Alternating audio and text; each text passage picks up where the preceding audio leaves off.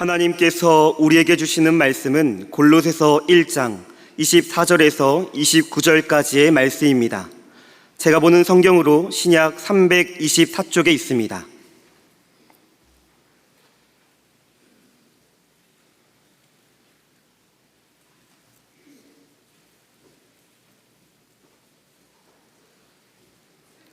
하나님의 말씀을 봉독하겠습니다.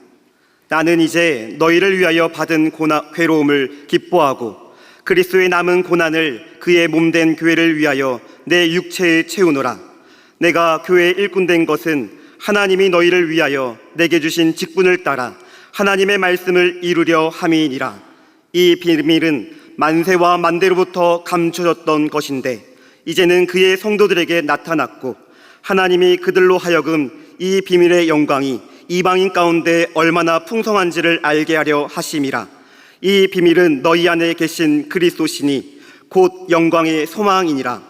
우리가 그를 전파하여 각 사람을 권하고 모든 지혜로 각 사람을 가르침은 각 사람을 그리스도 안에서 완전한 자로 세우려 함이니 이를 위하여 나도 내 속에서 능력으로 역사하시는 이의 역사를 따라 힘을 다하여 수고하노라.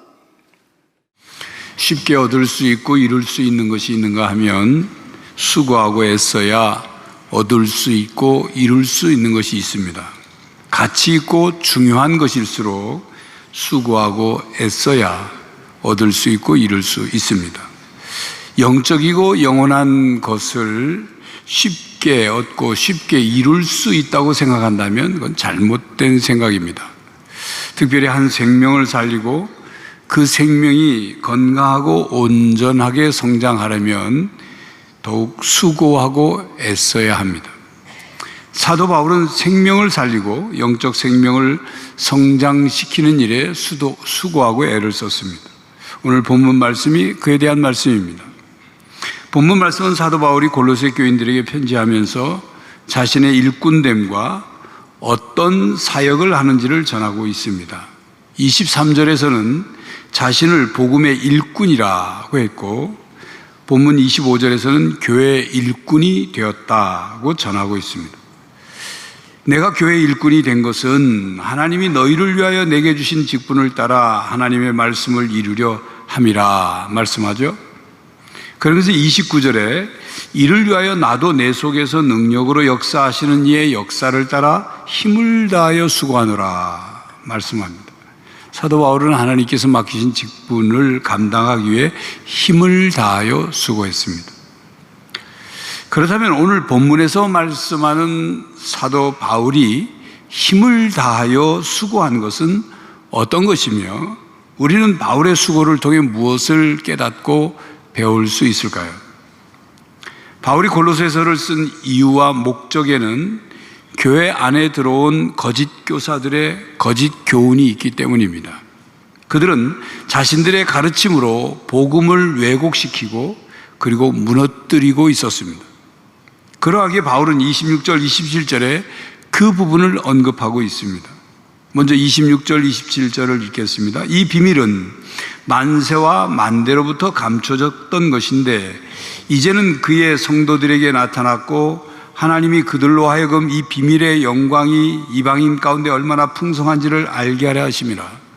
이 비밀은 너희 안에 계신 그리스도시니 곧 영광의 소망이니라.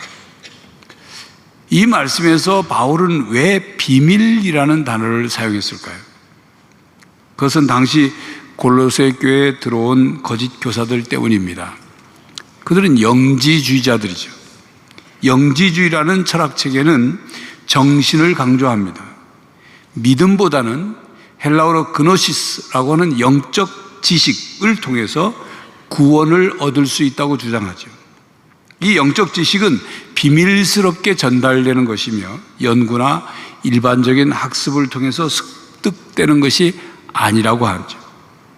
영지주의 체계에 신비한 교리에 입회한 자들만이 얻을 수 있다 이렇게 주장을 합니다.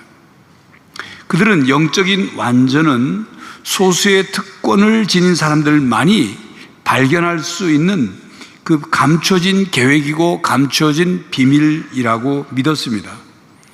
그들의 그 은밀한 계획은 배타적이었고 그들만의 비밀로 여겼습니다.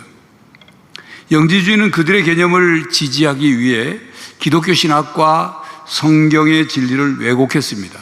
그들은 물질은 악한 것이고 정신은 선한 것이다. 그래서 오직 영적이거나 비물질적인 것만이 선하다는 것입니다. 이런 주장으로 영지주의자들은 창조와 성육신 교리를 부인했습니다. 그들의 주장에 따르면 하나님이 만드신 창조 세계, 물질로 되어 있죠.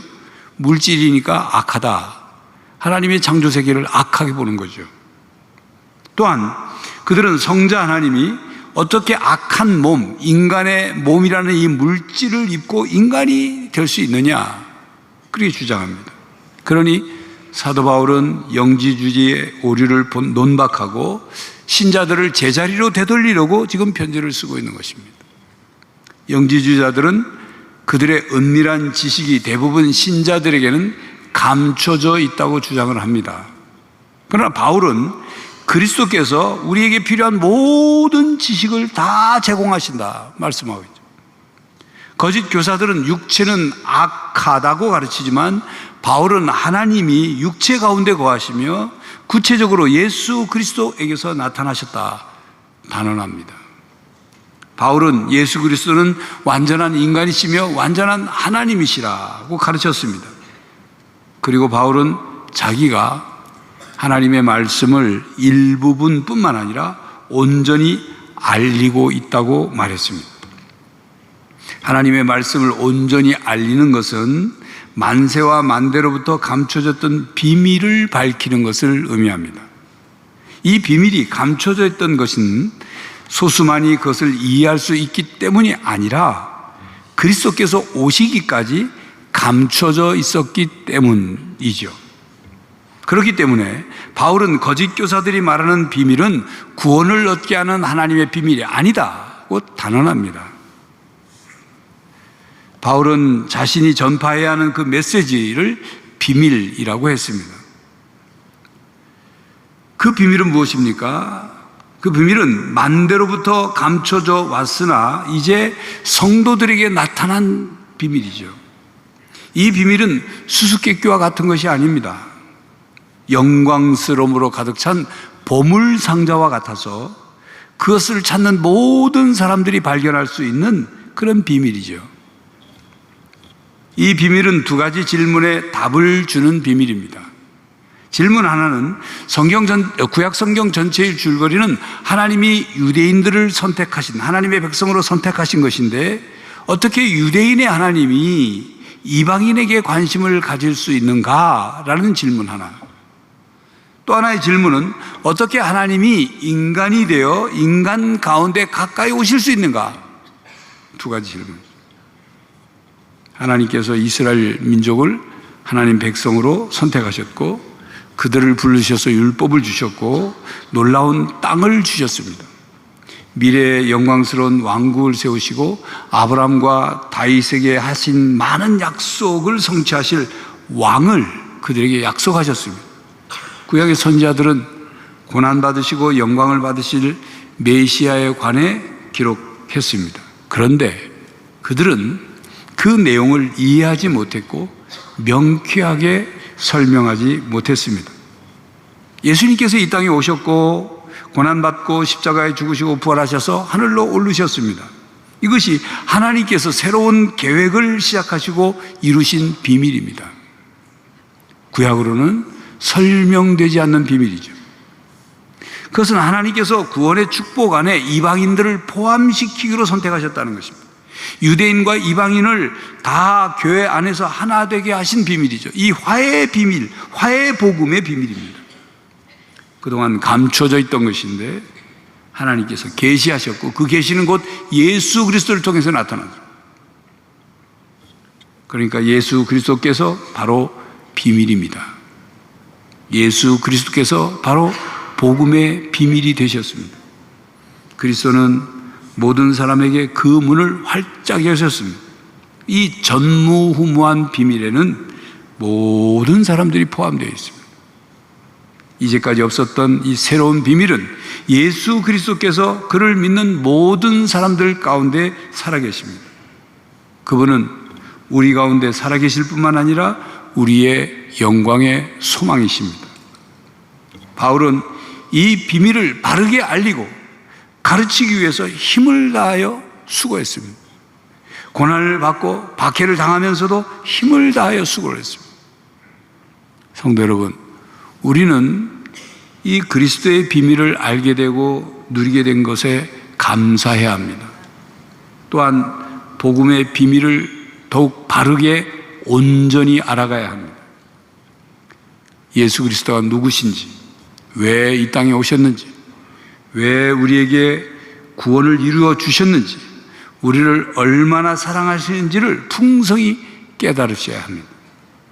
그리고 예수님 안에 있는 풍성한 진리와 비밀과 은혜를 더욱 알아가시기를 바랍니다. 바울은 골로새 교인들에게 편지를 쓰고 있습니다. 감옥 속에서 말입니다. 그동안 바울은 수많은 고난을 겪었습니다. 골로새 교인뿐만 아니라 다른 교회들을 위해서도 힘을 다하여 수고했습니다. 바울은 끊임없이 고난을 당하면서도 수고를 멈추지 않았습니다.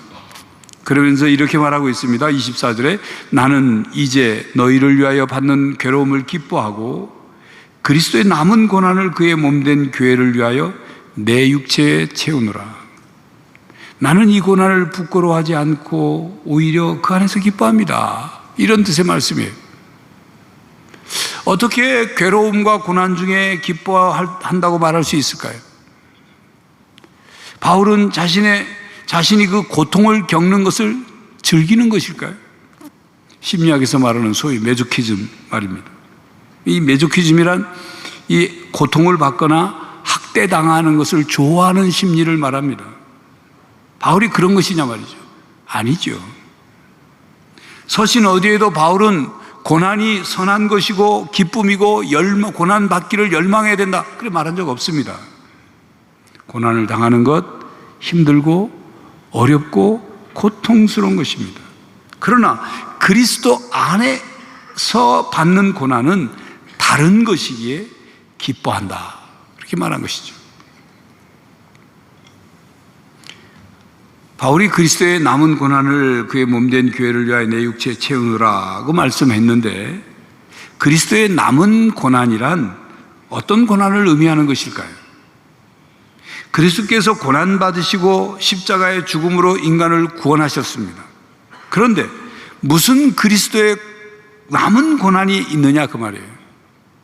그리스도의 고난이 사람들을 구원하기에 뭔가 부족해서 아직 다 남은 그런 고난이 있느냐 그 말입니다. 예수 그리스도께서 고난당하시고 십자가에 죽으시고 그리고 구원을 완성하셨습니다. 그러나 그 구원의 복음을 믿지 않는 사람들에게는 구원이 전해지지 않았죠.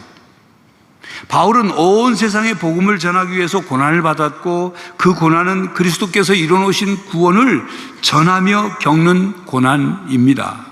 그렇기에 그리스도의 남은 고난이라 그렇게 말한 것입니다. 그렇습니다. 바울은 그리스도를 인해 고난을 받았습니다. 또한 바울은 이방인들을 위하여 고난을 받았습니다. 바울은 이방인을 위해서 선택된 세움받은 사도죠.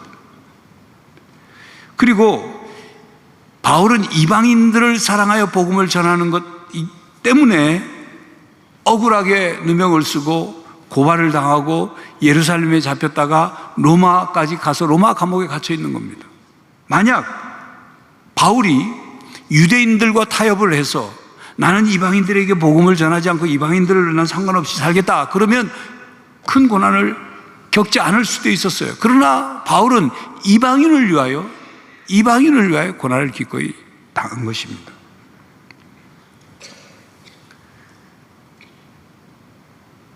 또한 바울은 그리스도의 몸된 교회를 위하여 고난을 받았습니다. 과거 바울은 교회를 핍박했던 사람이죠. 자신이 교회의 고난의 원인이 됐던 사람입니다. 그러나 이제 바울은 그 교회를 위하여 자신의 삶을, 자신의 생을 바쳤습니다. 바울은 내가 교회로부터 무엇을 얻을 수 있을까? 라고 묻지 않고 대신에 하나님께서 나를 얼마만큼 교회를 위해 사용하실까? 라고 물었습니다. 그러하기에 죄수라는 사실이 바울의 이 복음 사역을 막지 못했습니다. 고난이 바울의 이 사역을 막지 못했습니다. 그리고 바울은 자신과 그리스도와 교회 사이의 신비한 연합을 가리키는 표현으로 그리스도의 남은 고난이라고 했습니다. 교회는 그리스도의 몸이고 바울은 그리스도의 몸의 한 지체이니 그리스도께서 세상에서 박해와 거부를 당함으로써 시작하신 고난을 모든 신자는 세상에 존재하는 그리스도의 몸 안에서 완성하여 간다. 그런 뜻이기도 합니다. 바울이 예수님을 믿기 전 예수 믿는 사람들을 잡으러 가고 박해하러 가다가 다메섹을 가던 길에서 빛으로 나타나신 예수님이 말씀하셨죠. 사울아 사울아 어찌하여 나를 박해하느냐. 예수님의 공생애, 살아계실 때 공생애 중에 이 사울 바울이 직접 예수님을 박해한 적 없습니다. 근데 왜 예수님은 왜 나를 박해하느냐고 하셨을까요? 그것은 예수님을 믿는 사람들, 즉 그리스도의 몸의 지체인 신자들을 박해하는 것이 곧 예수님을 박해하는 것이기 때문입니다. 그리스도와 그리스도의 몸인 교회와 교회의 지체인 신자의 신비한 연합이 이루어져 있기 때문이죠. 그러므로 그리스도와 한 몸을 이루는 교회가 당연히 받아야 하는 고난, 바로 그것이 그리스도의 남은 고난입니다. 유기적인 관계에서 머리이신 그리스도가 당하는 고난은 그 몸의 각 지체가 필연적으로 느껴야 하는 고난이죠. 그리고 무엇보다도 예수님께서 공생애 때 제자들에게 고난에 대해서, 박해에 대해서 예상하라고 말씀하셨습니다. 요한복음 15장 20절에 내가 너희에게 종이 주인보다 더 크지 못하다 한 말을 기억하라. 사람들이 나를 박해하였은즉 너희도 박해할 것이요 내 말을 지켰은즉 너희 말도 지킬 것이라. 그러니까 이 고난은 바울 혼자만에게만 국한된 고난이 아니라 모든 그리스도인은 그리스도와 하나 됨으로써 고난에 직면하게 된다. 그런 말씀이에요. 모든 그리스도인은 각각 다양한 종류와 다양한 정도의 고난을 당할 것이라는 말씀이에요. 그리고 그 고난을 통해 그리스도의 구원이 확장되어 나가고 교회가 세워지고 하나님 나라가 세워진다는 말씀입니다. 그러므로 우리가 감당하는 그리스도의 남은 고난은 예수님을 따라가는 길이고 예수님을 닮아가는 길입니다. 그리고 복음을 위한 것이며 그리스도의 구원을 전파하고 교회를 세우며 하나님 나라를 세워가기 위해서 겪는 고난인 것입니다. 그러하기에 그리스도인으로 고난당하는 것은 명예로운 일입니다. 우리가 고난받을 때 주님이 우리와 함께 고난받으십니다. 그리스도와 교회와 그리스도의 몸의 지체의 연합의 신비가 이루어지는 거죠. 그러므로 바울처럼 우리들도 그리스도의 남은 고난에 참여해야 합니다. 그리스도의 남은 고난을 피하지 말아야 합니다. 외면하지 말아야 합니다. 그리스도를 위한 고난, 즉 하나님께서 모든 그리스도인에게 맡기신 사명을 감당하면서 겪을 수밖에 없는 그리스도의 남은 고난을 기꺼이 채워가야 합니다. 그리스도를 위하여 고난받는 충성된 신자들에게는 특별한 복과 상급이 있습니다. 마태복음 5장 11절 12절입니다. 나로 말미암아 너희를 욕하고 박해하고 거짓으로 너희를 거슬러 모든 악한 말을 할 때에는 너희에게 복이 있나니 기뻐하고 즐거워하라. 하늘에서 너희의 상이 큼이라. 너희 전에 있었던 선지자들도 이같이 박해하였느니라. 성도 여러분, 하늘에서 큰 상을 받을 수 있기를 바랍니다.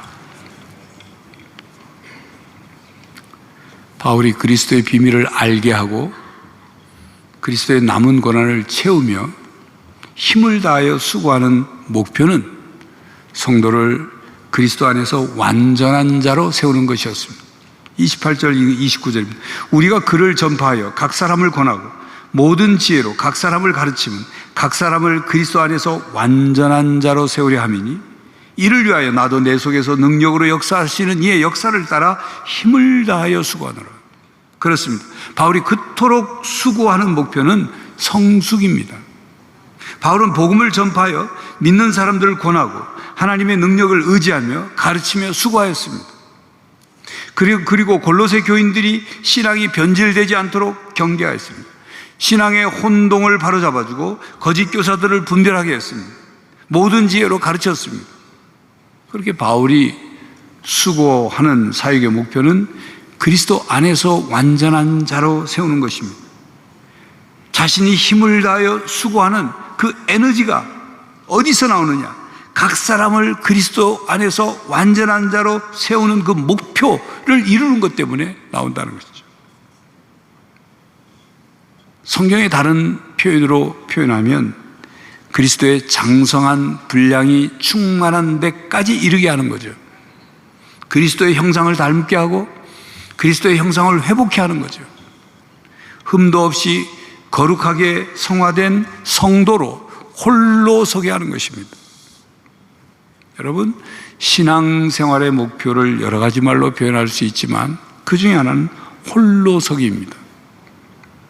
홀로 서는 것을 설명하기 위해 이런 예를 들어보죠. 아이가 태어나죠. 아이가 이제 움직이기 시작합니다. 엎어져서 엉금엉금 기기 시작합니다. 그러다가 이제 조금 더 크면 뭘 잡고 흔들흔들거리면서 일어나죠. 그리고 한 발짝 한 발짝 넘어집니다. 그렇게 넘어지고 또 걷고 엄마 아빠 손을 이제 잡고 걷기도 하고 그러다가 이제 나중에는 엄마 아빠 손을 잡지 않고도 혼자서 잘 걸어요. 뛰기도 하죠. 홀로서기를 시작한 겁니다. 그런데 진정한 홀로서기는 이런 몸을 세워서 걷고 서는 것만을 의미하지 않습니다. 몸과 마음과 영혼이 홀로 서고 홀로 걸을 수 있어야 합니다. 그것이 진정한 어른이 되는 거죠. 아무리 신체적으로는 훌륭하게 설 수 있다고 한다고 할지라도 정신적으로, 영적으로 홀로 서지 못한다면 그건 진정한 성인, 장성한 사람이라고 말할 수 없습니다. 그런 사람은 우리 뭐라고 합니까? 철이 안 든 사람이다. 성인 아이다. 마마보이다. 미성숙한 자다. 그렇게 말하죠. 그러하기에 그리스도인으로서의 영적 체험 목표는 영적 성숙입니다. 하나님 앞에 홀로 서는 훈련을 하는 거죠. 그런데 교회에 나오기 시작하고 신자가 되었는데도 신앙인의 목표가 무엇인지를 잘 모르는 분들이 있어요. 그저 교회에 나가서 마음이나 평안해지면 그게 다 신앙생활인 줄 알아요. 그저 교회 다니면서 착한 일 좀 하다가 죽으면 무슨 일이 있든 천국에만 들어가면 그것이 신앙의 목표의 전부인 줄 아는 분들이 있단 말이에요. 그런 사람은 신앙생활을 하면서도 예수 그리스도와 상관없어요. 자기 마음만 편하면 되는 거예요. 착한 일만 하면 된다고 생각해요. 종교생활과 신앙생활을 구분 못하는 거예요. 신앙생활의 목표가 잘못되었기 때문에 그런 것입니다. 바울은 자신이 고난을 받으며 수고하는 목표가 각 사람을 그리스도 안에서 완전한 자로 세우는 것이었습니다. 바울은 만세와 만대로부터 감춰졌던 비밀이신 예수 그리스도를 우리에게 알게 하려고 수고했습니다. 힘을 다해 수고했어요. 영광의 소망이신 예수 그리스도를 바로 알고 바르게 믿게 하려고 힘을 다해 수고했습니다. 오직 예수 그리스도만이 길이요 진리요 생명이요 구원자이십니다. 예수 그리스도의 이름 외에는 구원 얻을 자의 그 어떤 이름도 주시지 않았습니다. 오직 예수 그리스도죠.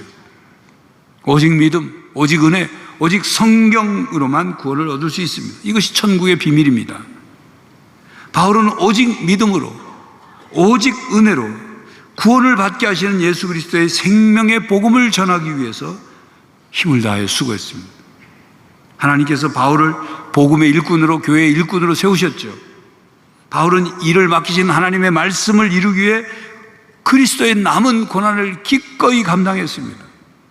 바울은 복음을 전파하고 각 사람을 권하고 가르쳤습니다. 각 사람을 그리스도 안에서 완전한 자로 세우기 위해서 힘을 다하여 수고했습니다.